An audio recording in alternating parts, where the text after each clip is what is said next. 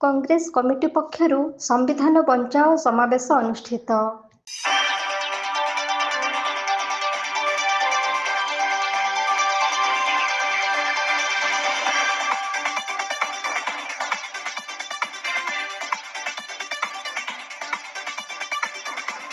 ନୂଆପଡ଼ା ଜିଲ୍ଲା ଖଡ଼ିଆଳଠାରେ ଓଡ଼ିଶା ପ୍ରଦେଶ କମିଟି ପକ୍ଷରୁ ବିରାଟ ସମାବେଶ ଅନୁଷ୍ଠିତ ହୋଇଯାଇଛି।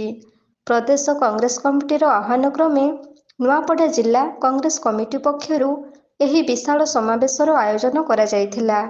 ପବିତ୍ର ଭାରତବର୍ଷରେ ସମ୍ବିଧାନକୁ ହତ୍ୟା କରାଯାଉଥିବା ବେଳେ ସମ୍ବିଧାନକୁ ବଞ୍ଚାଇ ରଖିବା ପାଇଁ କଂଗ୍ରେସ ପକ୍ଷରୁ ଏହି ସମ୍ବିଧାନ ବଞ୍ଚାଅ ସମାବେଶରେ ଜିଲ୍ଲାର ଅନେକ କଂଗ୍ରେସ କର୍ମୀ ଓ ତୁଙ୍ଗ ନେତା ଯୋଗ ଦେଇଥିଲେ। ଅପାରଗ ସରକାର ଦେଶର ଶାସନଭାର ଧରି ଗଣତନ୍ତ୍ରକୁ ଦୁର୍ବଳ କରି ସମ୍ବିଧାନକୁ ହତ୍ୟା କରିଦେବାକୁ ବସିଛନ୍ତି, ଯାହାଫଳରେ ସାଧାରଣ ଜନତାଙ୍କ ପାଇଁ ଏକ ପରିତାପର ବିଷୟ ପାଲଟି ଯାଇଛି। ସୁଶାସନ ନାମରେ ସାଧାରଣ ଲୋକଙ୍କୁ ଭକୁଆ ବନାଇ ମିଛ ପ୍ରତିଶ୍ରୁତିରେ ଭୁଆଁ ବୁଲାଇ ଚାଲିଥିବା ସରକାରଙ୍କ ପାଖରୁ ସମ୍ବିଧାନକୁ ବଞ୍ଚାଇ ରଖିବା ପାଇଁ କଂଗ୍ରେସ ଅଣ୍ଟା ଭିଡ଼ି ଏହାର ପ୍ରତିବାଦ ଜଣାଇବା ସହିତ ସମ୍ବିଧାନକୁ ବଞ୍ଚାଇ ରଖିବା ପାଇଁ ସମାବେଶର ଆୟୋଜନ କରିଛି। ସାଧାରଣ ଲୋକ କେମିତି ନିଜର ପ୍ରକୃତ ଅଧିକାର ଏବଂ ସରକାରୀ ସ୍ତରରୁ ସୁବିଧାକୁ ପ୍ରତ୍ୟେକ ମଣିଷ ପାଇପାରିବେ ଏବଂ ସମ୍ବିଧାନର ସୁଶାସନରେ ଦେଶର ପ୍ରଗତି ପାଇଁ କଂଗ୍ରେସ କମିଟି ପକ୍ଷରୁ ପଦକ୍ଷେପ ନିଆଯାଉଛି।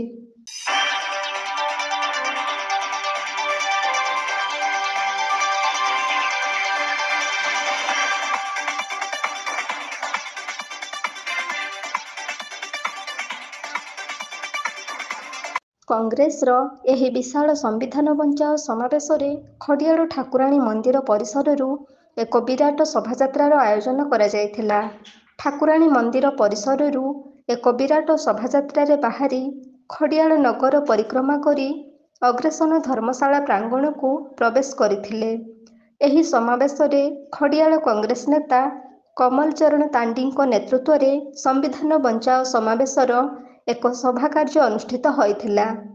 ଏହି ସମାବେଶରେ ନୂଆପଡ଼ା ଜିଲ୍ଲା ଖଡ଼ିଆଳଠାରେ ପ୍ରଦେଶ କମିଟି ଆହ୍ୱାନ କ୍ରମେ ଜିଲ୍ଲା କଂଗ୍ରେସ କମିଟିର ଜିଲ୍ଲା ସଭାପତି ସୁରେଶ ଆଜାଦ, ଜିଲ୍ଲା ସଂଯୋଜକ ଘାସିରାମ ମାଝୀ, ପର୍ଯ୍ୟବେକ୍ଷକ ମୁରଲୀଧର ନାୟକ, ଜିଲ୍ଲା ପରିଷଦ ସଦସ୍ୟ ଭରତ ରାଉତ, କଂଗ୍ରେସ କମିଟିର ବରିଷ୍ଠ ସଦସ୍ୟ ଫାରୁକ ମହମ୍ମଦ, ଆଲୋକ ଗୁରୁ, ଦେବଦତ୍ତ ଦୀକ୍ଷିତ, ରାଜ୍ୟ ଯୁବ କଂଗ୍ରେସ କାର୍ଯ୍ୟକାରୀ ସଭାପତି ଗଣେଶ ରାମ ସାହୁ, ଜିଲ୍ଲା ଯୁବ କଂଗ୍ରେସ ସଭାପତି ଅମିତ ଆହିର, ବିରଞ୍ଚି ବାଗ ସହିତ ନୂଆପଡ଼ା ଜିଲ୍ଲା ଯୁବ କଂଗ୍ରେସର ବହୁ କର୍ମୀ, ନେତା ଏବଂ ମହିଳା କର୍ମୀ ଯୋଗ ଦେଇଥିଲେ।